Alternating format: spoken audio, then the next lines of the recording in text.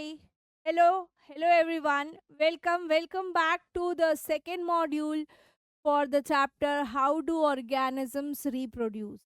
पहले मॉड्यूल में हमने बेसिकली समझा रिप्रोडक्शन की ज़रूरत क्या है, क्या होता है रिप्रोडक्शन से क्या वेरिएशन मिलते हैं, किस तरीके की अडेप्टेबिलिटी डेवलप होती है एक पर्सन में या एक ऑर्गेनिज्म में, वो सारी चीज़ें समझी। Second module will be all about the type of reproduction या हम कहें मोड्स ऑफ रिप्रोडक्शन, जिसमें बेसिकली दो मोड्स हैं हमारे, सेक्सुअल एंड एसेक्सुअल।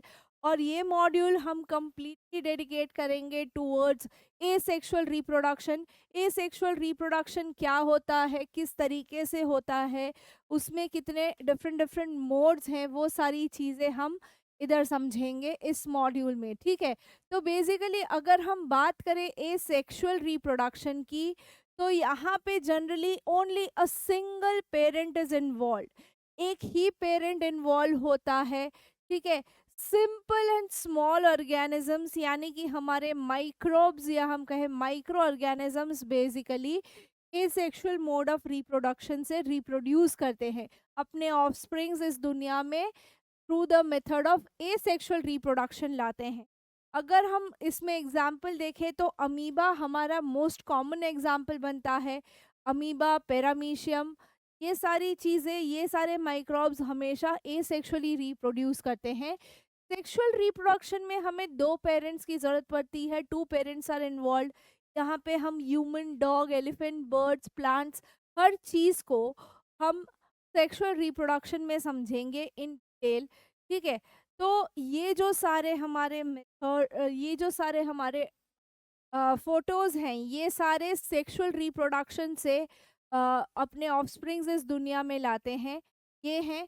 ठीक है, अब धीरे धीरे जब हम method of asexual reproduction, different modes of asexual reproduction समझते हैं, तो यहाँ पे हमेशा सिंगल ऑर्गेनिज्म यूज होगा, उसमें भी फिजन एक, अगर हम बात करें, फिजन हो गया, फ्रेगमेंटेशन हो गया, रीजनरेशन हो गया, बडिंग हो गया, वेजिटेटिव प्रोपोगेशन हो गया, स्पोर फॉर्मेशन हो गया, ये basically different modes of asexual reproduction है।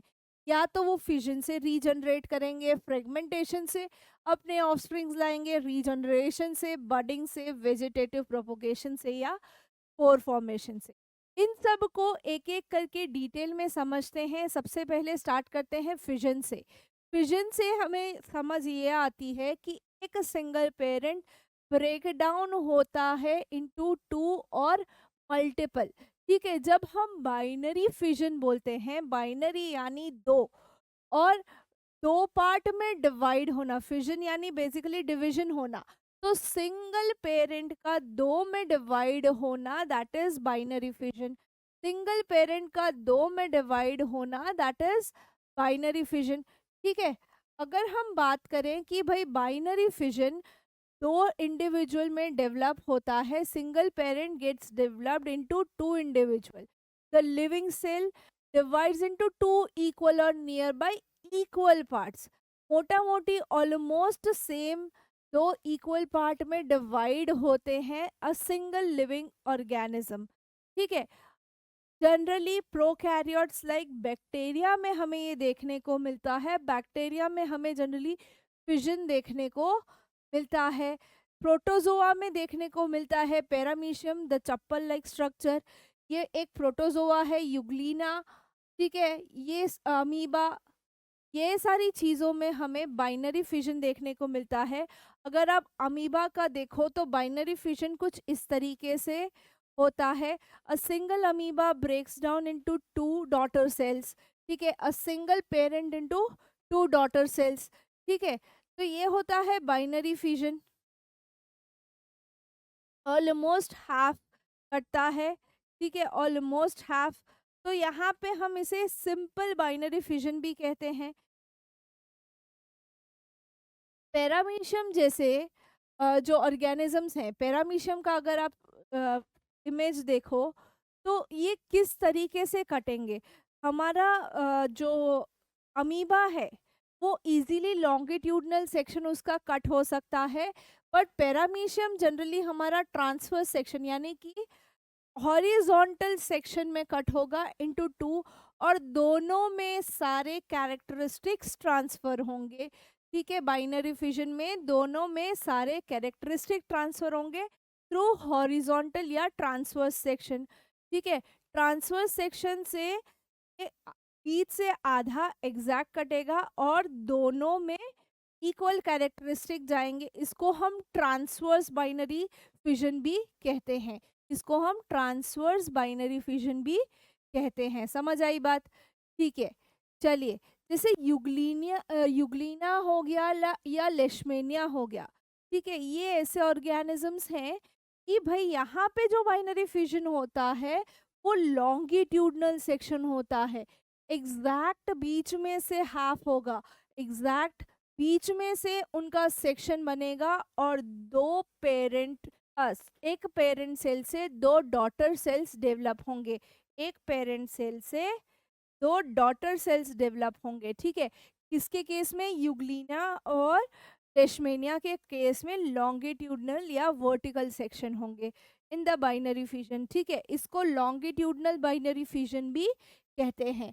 इसको लॉन्गिट्यूडनल बाइनरी फिजन भी कहते हैं। और जब भी डिवीजन होगा, जब भी फिजन होगा, दो डॉटर सेल्स है उनमें सारे कैरेक्टरिस्टिक इक्वली ट्रांसफर। ठीक है, अब बात करते हैं बाइनरी यानी दो पार्ट्स में डिवाइड होना।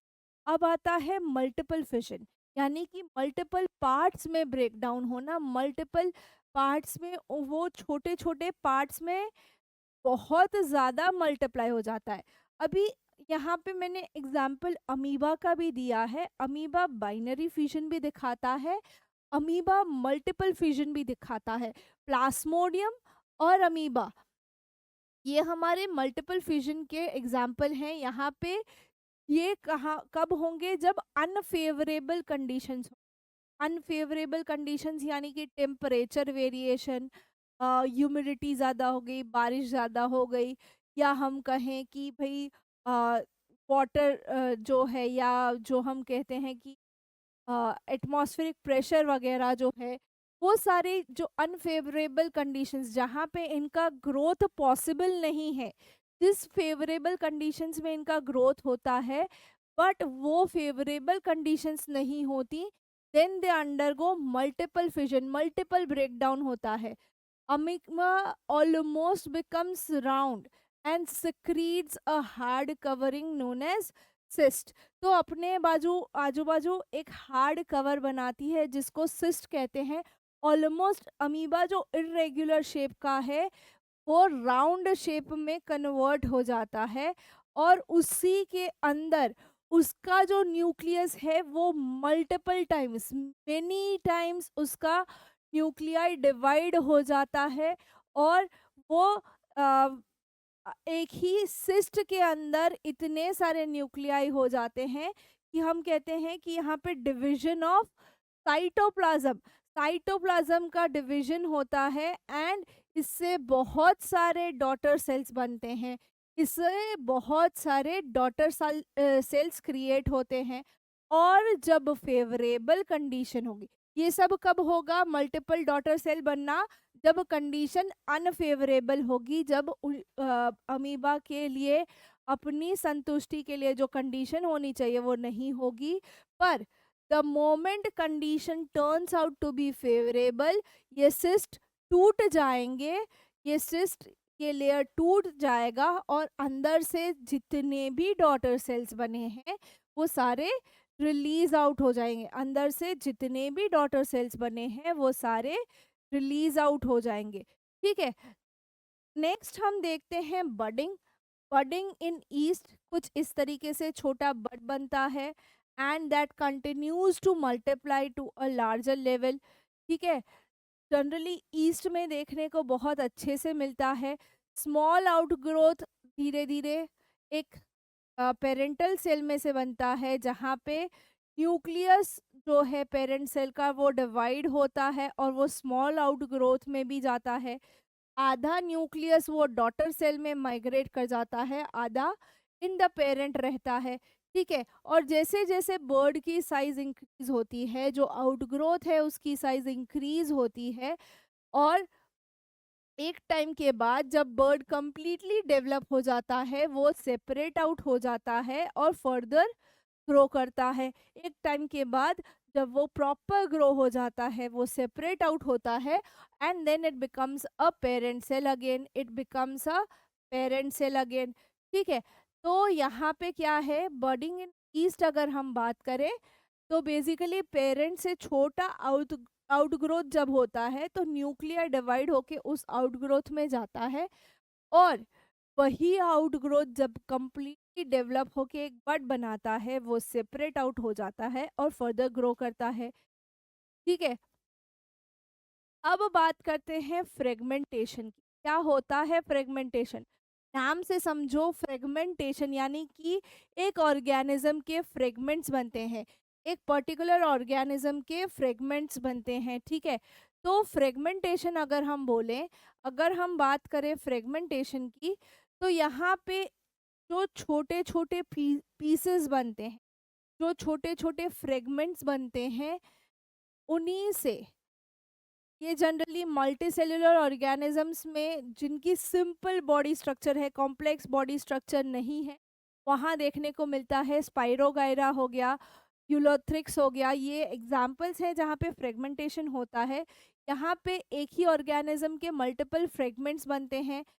ऑन मैचुरेशन ये फ्रेगमेंट्स जब टूटते हैं इनटू स्मॉलर पीसेस, फिर से again this fragments grow into new individuals.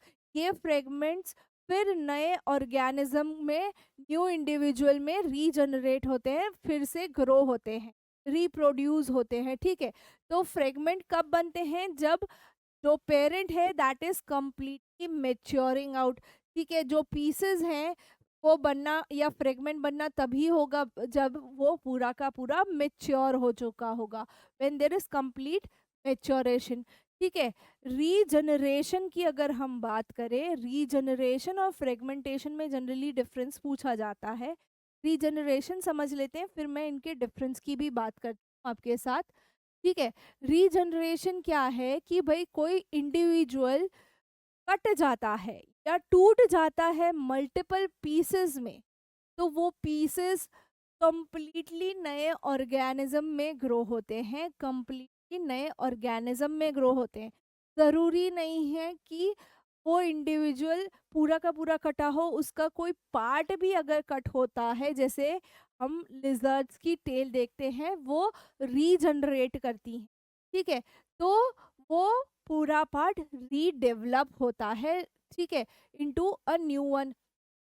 Many fully differentiated organisms have the ability to give rise to the new organism from their body part। ठीक है। जो बहुत ही अच्छे से वेल डिफरेंशिएटेड ऑर्गेनिज्म सिस्टम्स हैं, उनमें भी कुछ ऐसे हैं कि वो छोटे से पार्ट से पूरा का पूरा नया ऑर्गेनिज्म बना सकते हैं, पूरा का पूरा ऑर्गेनिज्म रिक्रिएट रीजनरेट कर सकते हैं। ऐसे स्पेशलाइज्ड सेल होते हैं इनके अंदर जो प्रोलिफरेट करते हैं, या हम कहें मल्टीप्लाई होते हैं, उनका मल्टीपल सेल डिवीजन होता है, and large number of cells जब ये बनते हैं, इन्हीं लार्ज नंबर ऑफ सेल से टिश्यूज डेवलप होते हैं एंड चेंजेस होते हैं। एग्जाम्पल अगर हम देखें, तो सेंटर पार्ट से पूरा प्लेनेरिया क्रिएट होता है। उसी तरीके से हेड और टेल जो अलग हुए हैं, वहां से lower part and the upper part regenerate होता है। ठीक है। तो ऑर्गेनाइज्ड सीक्वेंसिंग के बेसिस पे पहले वो खुद ही अपने आप को डिटेक्ट करेंगे कि भाई मेरा कौन सा पार्ट नहीं, जो मुझे रीजनरेट करना है, रीडेवलप करना है, उस हिसाब से डेवलपमेंट होता है। ठीक है। उस तरीके से रीजनरेशन में डेवलपमेंट होता है। फ्रेगमेंट बेसिकली हम अगर बात करें तो यूनिसेल्युलर ऑर्गेनिजम्स में हमें ज़्यादा देखने को मिलता है, रीजनरेशन मल्टी सेल्युलर ऑर्गेनिजम्स में देखने को मिलता है। चलिए रीजनरेशन को अगर हम देखें, इसको हम मोटा मोटी रिप्रोडक्शन नहीं कह सकते, सेम नहीं है रिप्रोडक्शन। बट रीजनरेशन क्या है कि हम रिकंस्ट्रक्ट करते हैं, रीजनरेशन में रिकंस्ट्रक्ट करते हैं एंटायर बॉडी, जहाँ से बॉडी के सेल्स आइसोलेट हो गए हैं या पीसेस हो गए हैं from the entire structure. Entire body organism से जो अलग हो गए हैं, जो आइसोलेट हो गए हैं, उनके बेसिस पे उनकी बॉडी बॉडी डेवलप की जाती है। But animals can not wait to cut to reproduce. ठीक है, तो एनिमल्स तो ऐसा नहीं हो सकता ना कि भाई उसको रिप्रोड्यूस करने के लिए अपने आप को कटने तक का वो वेट करे। इसीलिए हम रीजनरेशन और रिप्रोडक्शन को अलग कहते हैं। इसीलिए हम रीजनरेशन एंड रिप्रोडक्शन को अलग अलग समझते हैं। ठीक है, फिर आता है बडिंग या बड फॉर्मेशन।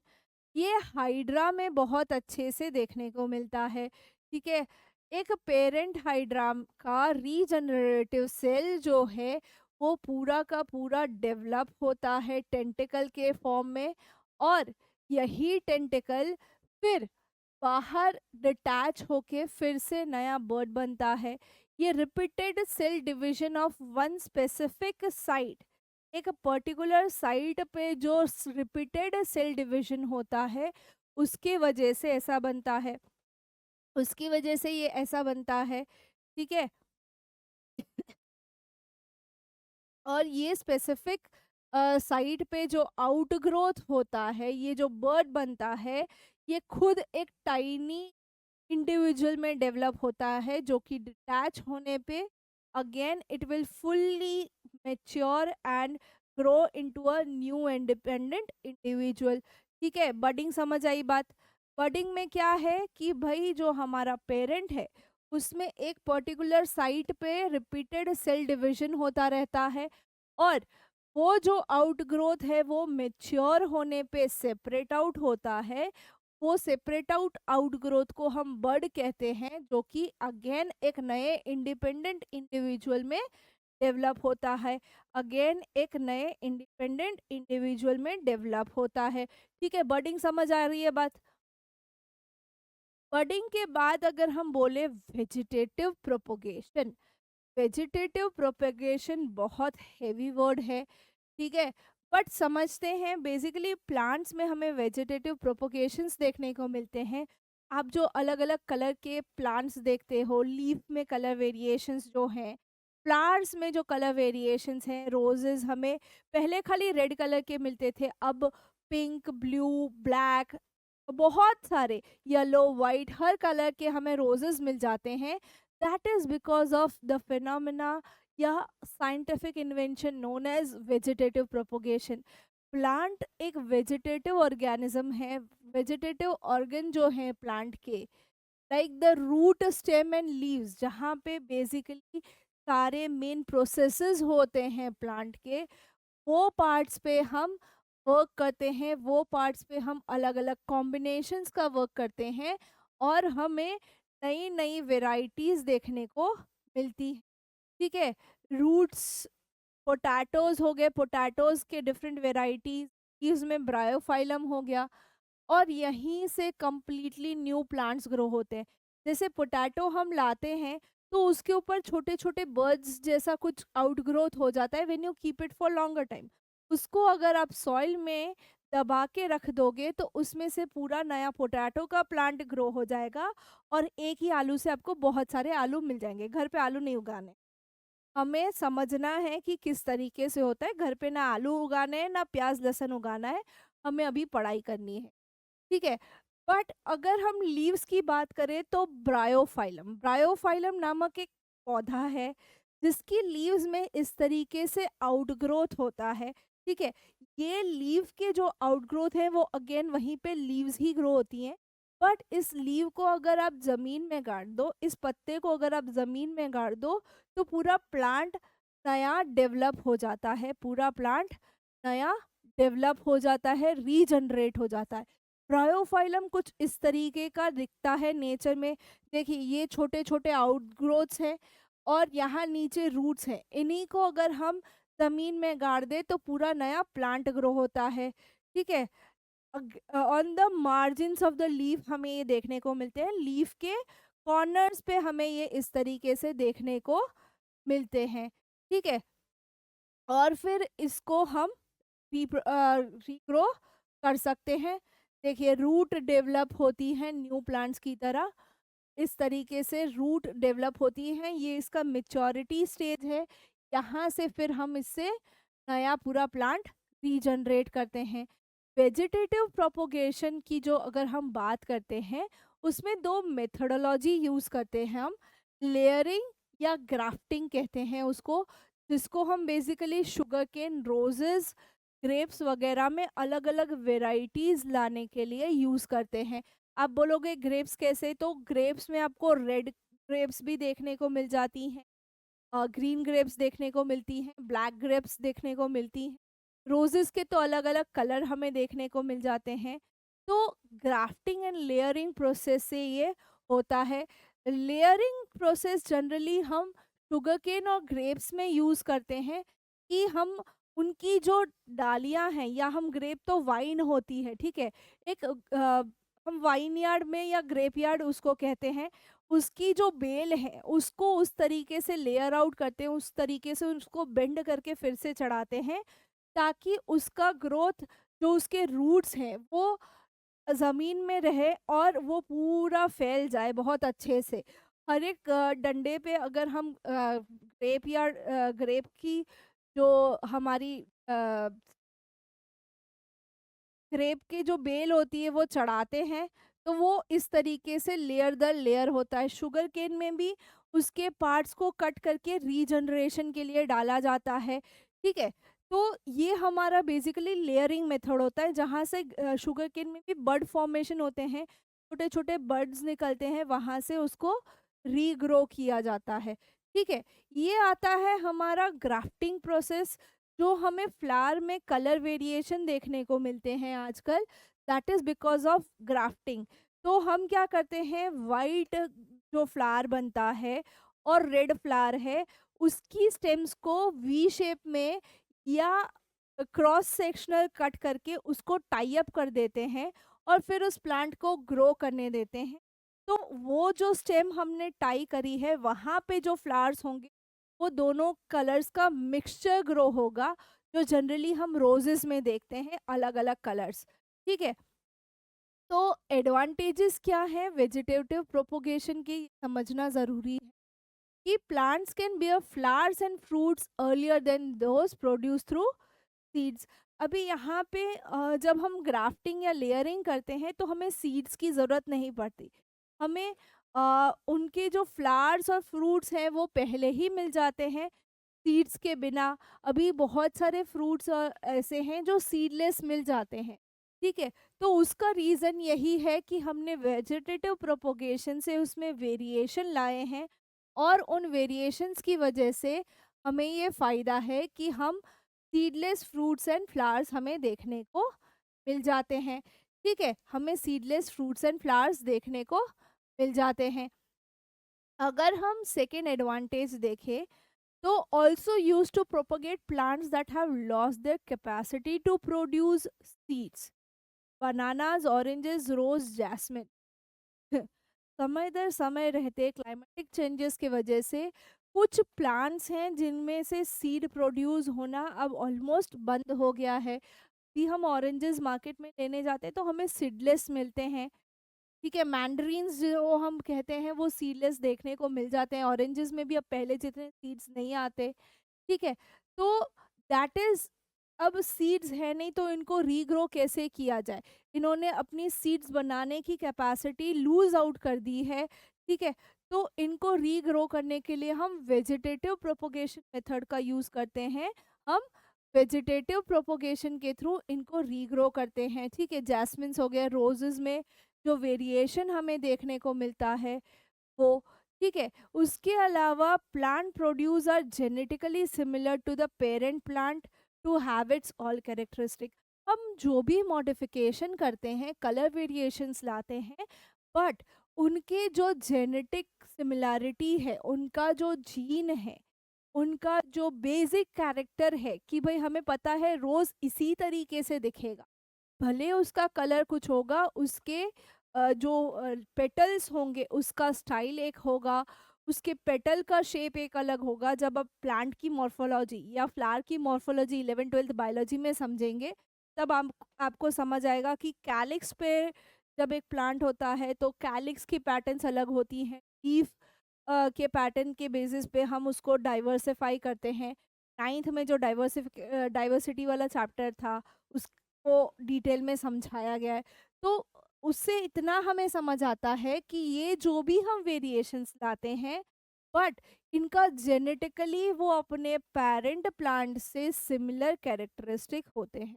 अपने पेरेंट प्लांट से वो जेनेटिकली तो सिमिलर ही रहते हैं, जेनेटिक मॉडिफिकेशन नहीं देखने को मिलता। अब बात करते हैं स्पोर फॉर्मेशन की। स्पोर फॉर्मेशन हमें ऐसे छोटे छोटे बॉल्स या स्पोर्स बने हुए दिखते हैं जो कि फेवरेबल कंडीशन में बर्स्ट आउट होते हैं।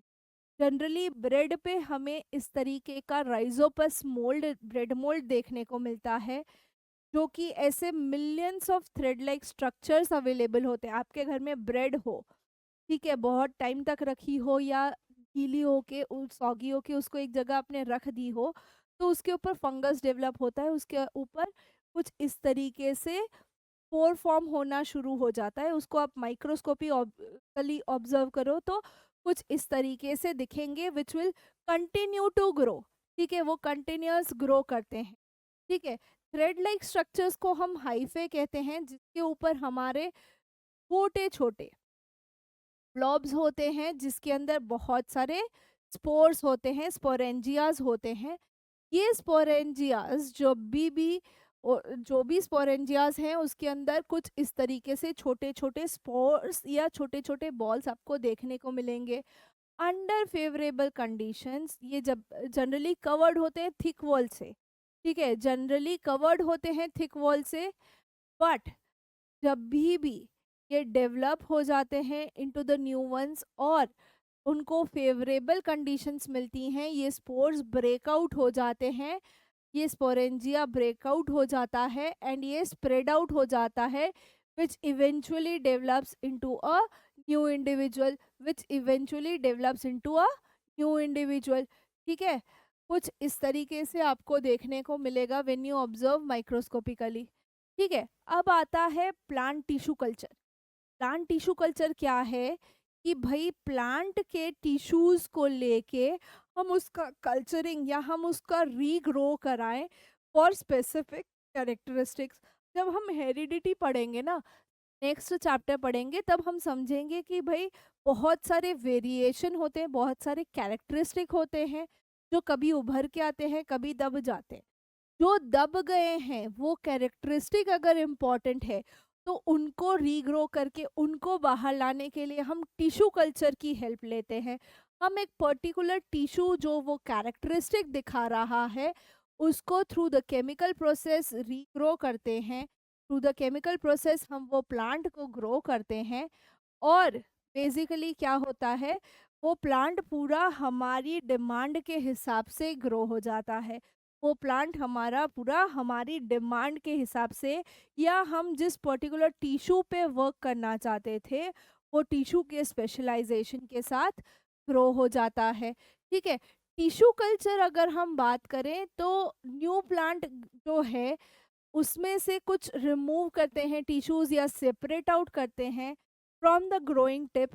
ठीक है, और उधर से हम, जैसे ये मेरा ग्रोइंग टिप है, मैंने यहाँ से एक पर्टिकुलर मेरिस्टेमेटिक टिश्यू को कलेक्ट किया है। ठीक है, मेरिस्टेमेटिक टिश्यूज जनरली ग्रो करते हैं और उसको आर्टिफिशियल मीडियम, यानी कि हमारा अगर अगर करके एक कंटेंट है, एक सॉल्यूशन है, उसमें हम उसको न्यूट्रिशन देते हैं। वहाँ पे वो रैपिड सेल डिवीजन के through through in this artificial medium वो रैपिड सेल डिवीजन के थ्रू एक ग्रुप ऑफ सेल बनाता है जिसे हम कैलस कहते हैं। और वो कुछ इस तरीके से एक अनडिफरेंशिएटेड टिश्यू, जहाँ पे हम कोई डिफरेंस नहीं कर पाते कि भाई ये कौन सा टिश्यू डेवलप हुआ है। ठीक है, तो कुछ इस तरीके का कैलस बनता है और ये कैलस जब भी एक ट्रांसफ़र किया जाता है एक दूसरे मीडियम में, जहाँ पे उसके अंदर हम growth hormones like auxin and gibberellin जो ग्रोथ और डिफरेंस करते हैं वो ऐड ऑन करते हैं, ताकि वो पूरा प्लांट रीग्रो करे, वो पूरा प्लांट रीग्रो करे। और उसको फिर हम अलग अलग टेस्ट ट्यूब्स में ट्रांसफ़र करके कुछ लेवल तक ग्रो करने देते हैं। और फिर यही टिश्यू कल्चर करे हुए प्लांट्स